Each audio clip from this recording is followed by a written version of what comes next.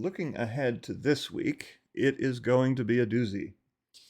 Um, so I'm going to play this by ear here because I don't have this scripted, but I've got all the stuff on the screen. So tomorrow, let's see, tomorrow, Monday, November 14th at 5 p.m. Eastern, 2200 UTC, we're anticipating at long last the test launch of ABL Space's RS-1 rocket.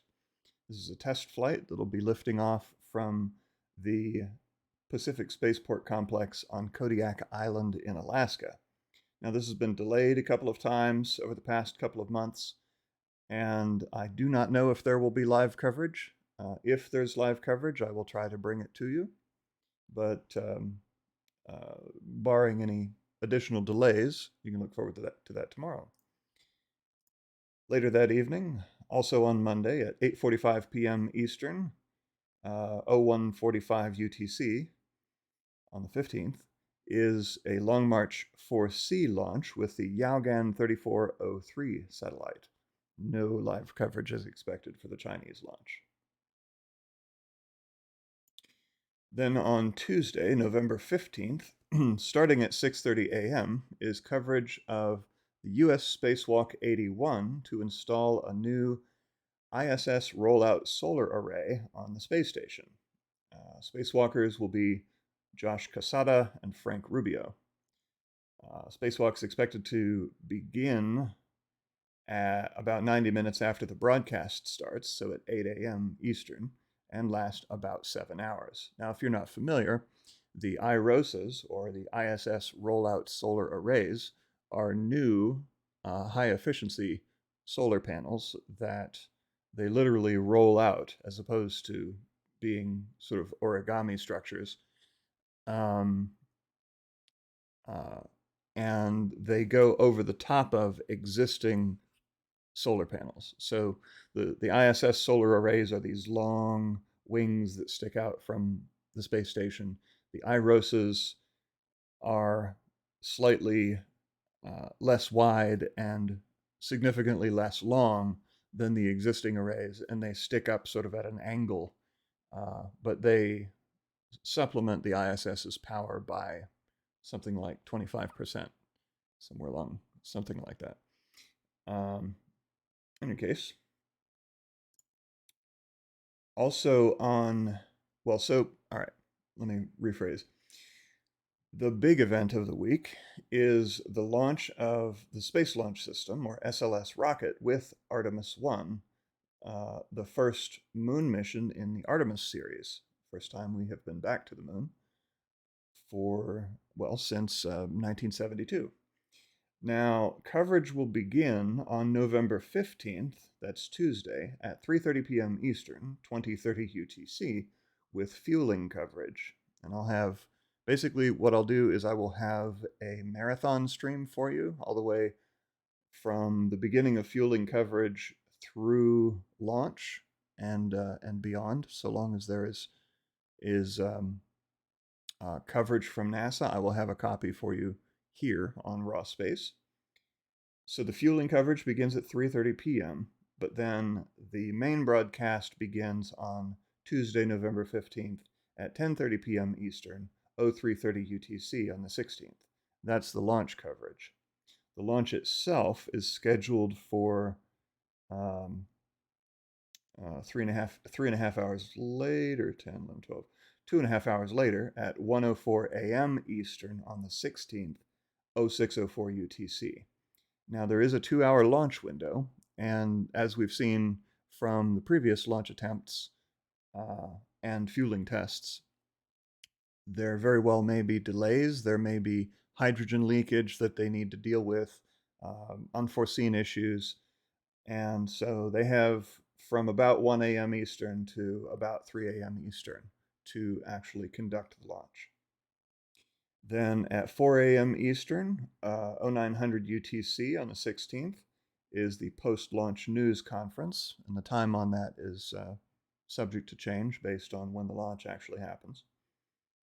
Then, probably in a separate stream, on the 16th at 0830 a.m. Eastern, 1330 UTC, is a coverage of the trajectory correction burn for the Orion module, or the Orion spacecraft.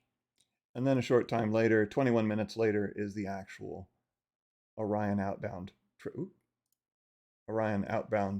trajectory correction burn.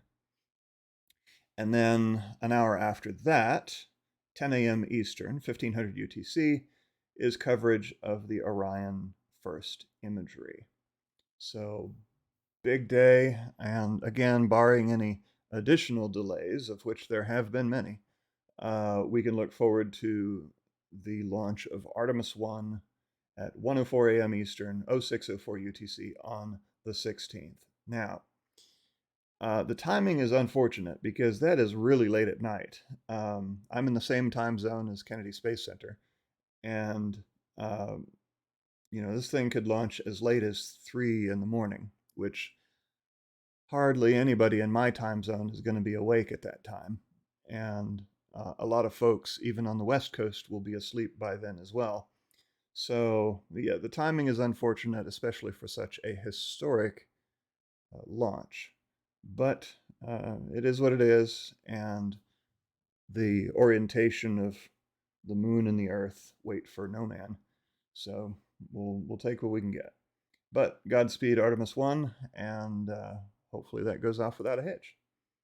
Meanwhile, also on Wednesday, November 16th, at 1:35 a.m. Eastern, 06:35 UTC, is the launch of a Chinese Ceres 1 rocket, that's CERES, or I guess you could say Ceres 1, with the Jilin 1 high-resolution gobbledygook, an assortment of numbers, satellites 51 through 54, so 4 satellites in the Jilin 1 series. No, and again, for most Chinese launches, no coverage is expected. That evening, November 16th, again, 10:22 p.m. Eastern on the 16th, 03:22 UTC on the 17th, is a Falcon 9 launching out of Vandenberg with another batch of Starlink satellites. The following day, Thursday, November 17th, starting at 9 a.m. Eastern, 1400 UTC, is coverage of a Russian spacewalk, number 55, to prepare a radiator for being moved from the rassvet module to the nauka laboratory module, which is the newish module on the Russian side of the space station. And so they will be preparing that radiator to be moved on Thursday. The spacewalk is scheduled to begin about 20 minutes after the coverage starts. And again, the spacewalk will last about 7 hours. And last but not least, debatably, is on Saturday, November 19th at 5:04 p.m. Eastern, 22:04 UTC, is another Falcon 9 launching the Dragon CRS-26 cargo spacecraft to the ISS. Now, the Dragon cargo, the Dragon 2 spacecraft does have autonomous docking capability. So unlike Cygnus, which we just saw, it will be docking itself to a docking port on the space station rather than being grappled by the robotic arm.